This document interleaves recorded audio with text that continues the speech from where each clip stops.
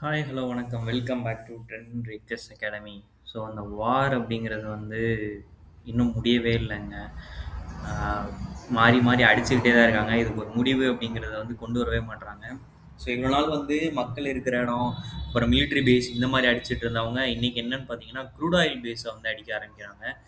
ஆ, இஸ்ரேலும் யூஎஸும் சேர்ந்து வந்து பார்த்தீங்கன்னா, ஈரானோட ஒரு மேஜர் க்ரூட் ஆயில் ரிஃபைனரி யூனிட்டே இன்னைக்கு அடிச்சிருக்காங்க. ஸோ, அதுக்கு ஈரான் பதிலடியா குவைத்ல உள்ள ஒரு யூனிட் அடிச்சிருக்காங்க. ஸோ, குவைத் கவர்மெண்ட் என்ன சொல்லியிருக்காங்கன்னா, நாங்க வந்து க்ரூட் ஆயில் ரிஃபைனரிய வந்து நாங்க கம்மி பண்ண போறோம். அந்த புரொடக்ஷன வந்து நாங்க கம்மி பண்ண போறோம் அப்படின்ற மாரி சொல்லியிருக்காங்க. இது யாருக்கெல்லாம் டேஞ்சர் அப்படின்னா, எல்லா நாட்டுக்குமே டேஞ்சர் தான். ஏன்னா க்ரூட் ஆயில் மூலமா தான் நமக்கு வந்து பெட்ரோல் அண்ட் டீசல்ஸ் எல்லாமே வந்து கிடைக்குது. ஸோ இது நான் இப்போ இந்தியா கிட்ட வந்து அவங்க என்ன கிளைம் பண்றாங்க அப்படின்னா, 50 டேஸ்க்கு தேவையான க்ரூட் ஆயில்ஸ் நம்ம கிட்ட இருக்கு அப்படின்னு சொல்லி அவங்க கிளைம் பண்ணாலுமே, ஆ நம்ம வீட்டுக்கு யூஸ் பண்ற சிலிண்டர்ஸ் ஆல்ரெடி வந்து இன்னைக்கு ரேட் ஏத்திட்டாங்க. ஓகேங்களா? ஆல்ரெடி இன்னைக்கு ரேட் ஏத்திட்டாங்க. ஸோ அதோட இது எல்லாமே வந்து பார்த்தீங்க அப்படின்னா, அதிலிருந்து தான் வருது. ஸோ நம்ம மிடில் ஈஸ்ட் கண்ட்ரீஸ்ல தான் நமக்கு அங்கருந்து தான் வந்து வருது. ஸோ இப்ப அதெல்லாமே வந்து பிரைஸ் இன்னைக்கு ஏறி இருக்கு. ஓகேங்களா? ஆ ஸோ அதனால இப்போ சென்ட்ரல் கவர்ன்மெண்ட் என்ன சொல்றாங்க அப்டின்னா, நாங்க வந்து ஆஸ்திரேலியா கிட்ட இருந்து வாங்க போறோம். ஸோ சுத்தி உள்ள எல்லா கண்ட்ரீஸ் கிட்ட இருந்தும் வாங்குறதுக்கு நாங்க பிளான் பண்ணியிருக்கோம் அப்டின்ற மாரி அவங்க கிளைம் பண்றாங்க. இருந்தாலும் இது எந்த அளவுக்கு சாத்தியம் அப்டின்றது தெரியல. எந்த அளவுக்கு வந்து நடைமுறைக்கு வரும் அப்டின்றது தெரியல. ரீசென்ட்டா வந்து யுஎஸ் வந்து ஏதோ ரஷ்யா கிட்ட இருந்து வந்து க்ரூட் ஆயில் வாங்குறதுக்கு இந்தியாவுக்கு நாங்க பெர்மிஷன் குடுக்குறோம். நீ என்னடா பெர்மிஷன் குடுக்குறது? அவன் சொல்றதுக்கு முன்னாடியே க்ரூட் ஆயில் ரஷ்யாலருந்து கிளம்பிருச்சு இந்தியாவ நோக்கி. ஓகேங்களா? ஸோ என்னதான் சுத்தி சுத்தி நல்லது நடந்தாலும், ஓவராலா வேர்ல்டு மார்க்கெட்ல க்ரூட் ஆயிலோட பிரைஸ் வந்து இன்கிரீஸ் ஆயிட்டே தான் இருக்கு. ஓகேங்களா? அதோட ரேட் வந்து இன்கிரீஸ் ஆயிட்டே தான் இருக்கு. ஸோ நிஃப்டியுமே வந்து பார்த்தீங்கன்னா, நான் சொல்லியிருந்தேன் லோயர் ஹை ஃபார்மேஷன்ல இருக்கு அப்படின்னு சொல்லிட்டு, அத வந்து அவன் ப்ரூவ் பண்றான். ஏன்னா, நல்ல லோ வந்துட்டு ஒரு ஹை போயிட்டு திரும்ப லோ நோக்கி தான் வந்துட்டு இருக்கு. ஸோ அந்த 24,350 அப்படிங்கிறது ஒரு மேஜரான லெவல். என்ன பொறுத்தவரைக்கும் நாளைக்கும் ஒரு கேப் டவுன் ஓப்பனிங் வந்து கிடைக்க சான்சஸ் இருக்கு. ஒரு 100 பாயிண்டாவது கேப் டவுன் ஆச்சுன்னா, அந்த 350க்கு கீழ தான் உடைக்கும். ஸோ அப்படி உடைச்சுச்சு அப்படின்னா, 27,175 தான் வந்து ஒரு ஸ்ட்ராங்கான ஜோன். ஓகேங்களா?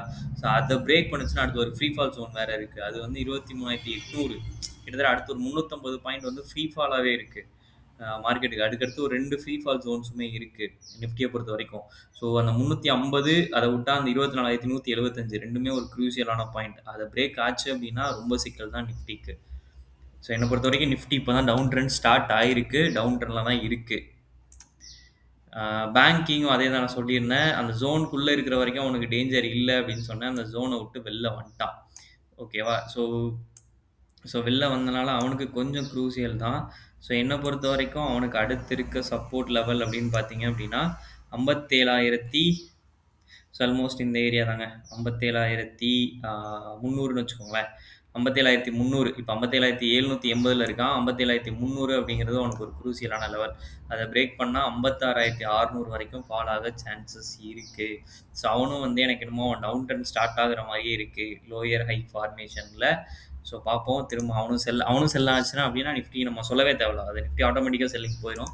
ஏன்னா ஐடி வந்து ஆல்மோஸ்ட் அந்த ஜோன் கிட்ட சஸ்டெயின் ஆகுறான்.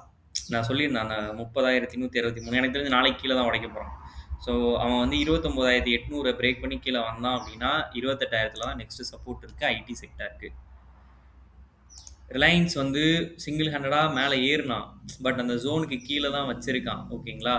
ஸோ இதுவுமே வந்து பார்த்தீங்கன்னா, நல்ல ஹை போயிட்டானா, திரும்ப ஒரு லோ வரும். ஸோ செல்லிங் வர்றதுக்கு சான்சஸ் இருக்கு நாளைக்கு.